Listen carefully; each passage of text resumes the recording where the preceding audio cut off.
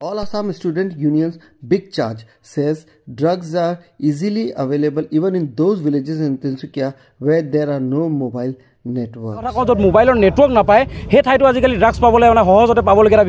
On Tuesday, as part of their statewide program, ASU took out an awareness rally in Tinsukia in which students participated. They were holding placards with various slogans written on it. One of them read, "Say no to drugs and arrest drug businessmen and give them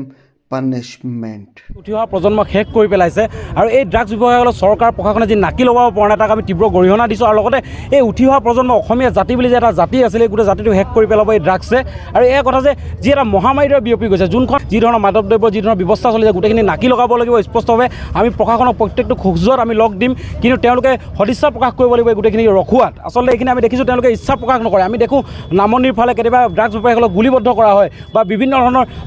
শাস্তি দিয়া হয় কিন্তু এনেকুৱা ধৰণৰ আমাৰ যিবোৰ প্ৰান্তত তিনিচুকীয়া জিলাৰ বিভিন্ন প্ৰান্তত খোলাকৈ এই ব্যৱসায় চলি আছে কিন্তু ড্ৰাগছ ব্যৱসায়ত সেনেকুৱা ধৰণৰ ব্যৱসায় মানে যি ধৰণৰ ব্যৱস্থা ল'ব লাগে লোৱা হোৱা নাই আমি স্পষ্টকৈ কৈছোঁ এই ড্ৰাগছক ৰুধিব নোৱাৰিলে কিন্তু ভৱিষ্যতৰ ইতিহাসত আচলতে অসমীয়া জাতি বুলি এটা আছে জাতি আছিলে শেষ হৈ যাব উঠি অহা প্ৰজন্ম সম্পূৰ্ণভাৱে শেষ হৈ গৈছে সেইবাবে আজি আমি ৰাইজকো সজাগ হ'বলৈ আহ্বান জনাইছোঁ লগতে আমি বিভিন্ন জাতীয় জনগোষ্ঠীয় দল সংগঠন ইয়াত আমাৰ ছাত্ৰ ছাত্ৰী অংশগ্ৰহণ কৰিছে আমি ড্ৰাগছৰ বিৰুদ্ধে সজাগতাৰ ৰেলী উলিয়াইছোঁ লগতে এটা সকীয়াই দিছোঁ যোনে ড্ৰাগছ ব্যৱহাৰ কৰে তেওঁক যদি আমি ধৰি ব্যৱস্থা ল'বলগীয়া কিন্তু প্ৰশাসনে লয় বা নলয় কিন্তু আমি এবাৰ জিলা ছাত্ৰ সন্থাই ব্যৱস্থা ল'বলৈ আমি দায়িত্ব হাতত লৈছোঁ।